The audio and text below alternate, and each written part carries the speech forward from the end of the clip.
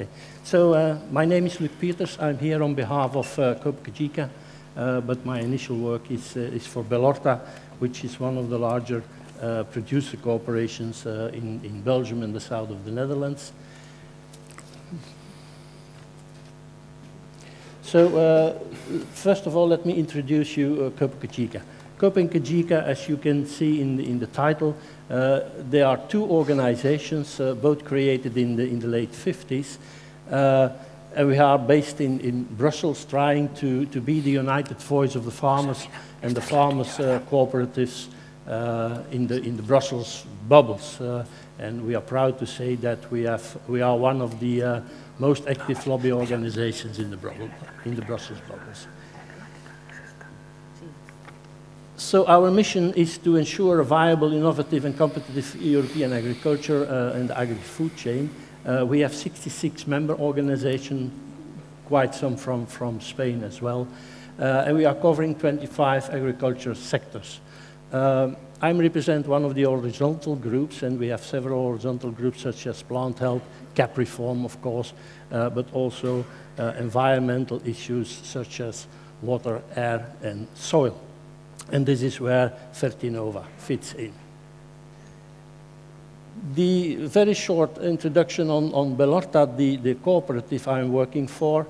We represent 1,180 active growers, have a turnover of 440 million euros, and we are covering all the product groups, 170 of them, conventional as well as organic. This is where our memberships are located. I'm going very smooth on this.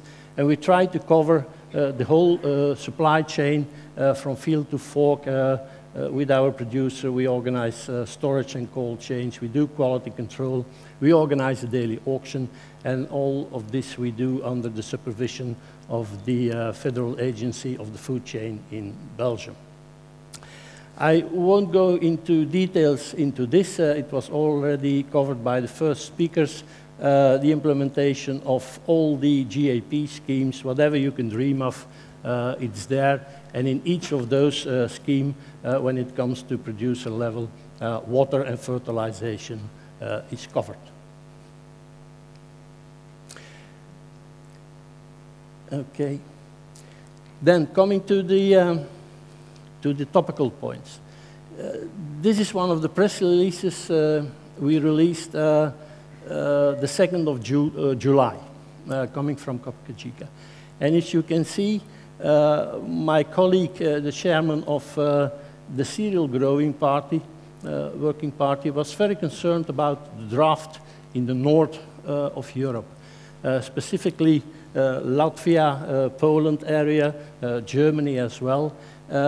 Severe droughts were there, while in the south of Europe, the Mediterranean basins, there was a lot of floods. The Iberian Peninsula, Italy and France, serious floods.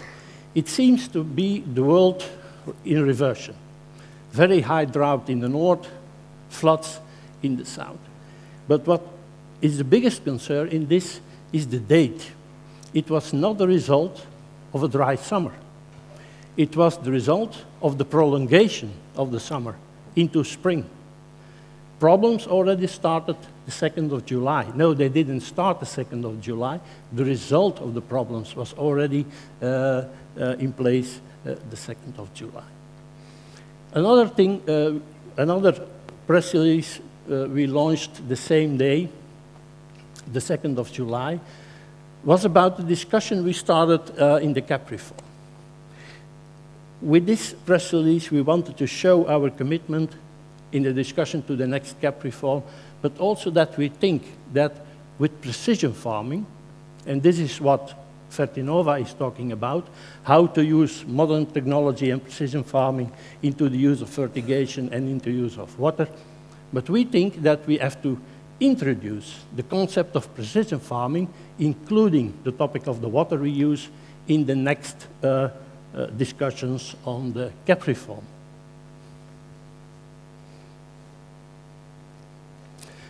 When it comes to the discussion on water quantity,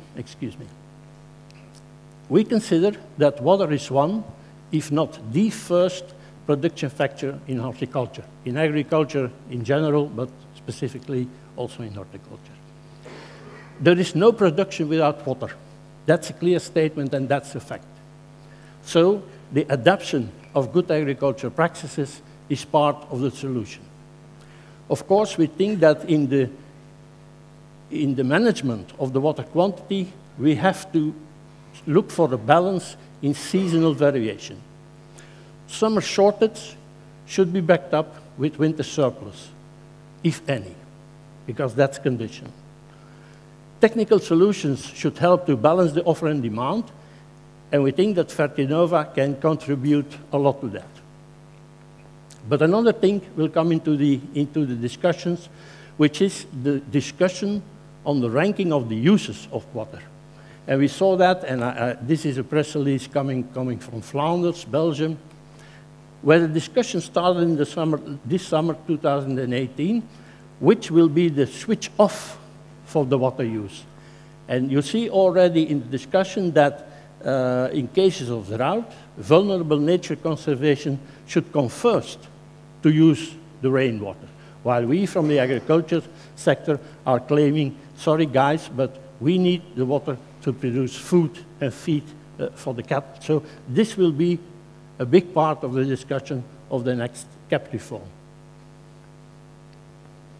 When it comes to water quality, we are going to use the water for feed and food production.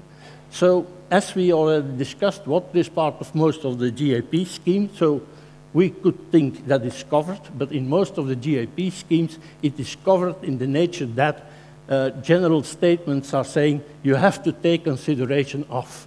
Most of the GAPs, they don't give you a technical solution, so this is why we support Fertinova that much, because the technical solutions will be covered from within Fertinova. Another part of the quality, and that was already said by a previous speaker as well, that we must avoid whatever is concerning waterborne diseases or water as a carrier of diseases. And this is not only in the production chain, but also on farm level. So water reuse, the gray water, will become part of the next discussions as well, because for food production, there is no room to maneuver in quality aspect. The end consumer and the retailer and the distributor, he will ask for zero tolerance when it comes to problems, specifically foodborne disease problems in the food production. For crop production, even then, we have to take also chemical and physical levels of content into account. So having said this, we think that the assessment of the water quality will become, or already is, an extra cost or an extra burden at farm level. And third-party GAP schemes, as already stated, include water quality as a major must. Without high-quality water, no production of high-quality food. Third element is the element of the water use. We think from farm side that more demonstration and extension service to bring technology to the farm level is needed. It's not a negative thing when we say that there is already a lot of existing knowledge available. But the big remit, the big advantage of consortia like Fertinova is that they bring the knowledge from the lab, from the desk into the field. And that's the transition that we were lacking. We needed a bridge between research and agriculture practices, and we are very grateful to Fertinova that they brought that bridge into life. But of course, the big discussion will remain, what is the efficient use of water? When to use water? How to use water? How much water has to be used, including fertilizer or not, will be part of the next discussions as well. Within agriculture, of course, we are not in favor of ranking. The discussion of nature should come first, of food should come first, That's one of the discussion. A second part of the discussion is that within agriculture, people are trying to make a ranking of the use of water. So from our side, we say that every crop, whatever you grow, is vital for somebody. And water sources are also vital for every part of agriculture production. So I already said something about the missing links between research and bringing knowledge into the field. But the final statement I want to make is, I think we have to look how we can translate water into the 17 Sustainable Development Goals. Sustainable Development Goals will be from now on till 2030 the leading line from where you will be assessed against your sustainability and corporate social responsibility actions into your business, whether it will be farm, whether it's a cooperative or a retailer or whatever. So in each of those 17 Sustainable Development Goals has an issue with water, whether it comes to poverty, fighting poverty, whether it is about climate, whether it's about living in the water or living on the land, it all has to do with water. So our message for the future, and this will be our leading line also into the next discussion of the CAP reform, will be how we can fit the use of water for the production of food and for the production of feed into these 17 Sustainable Development Goals. And having this said, I want to conclude with wishing you very, very good continuation of this conference, and thank you for your attention.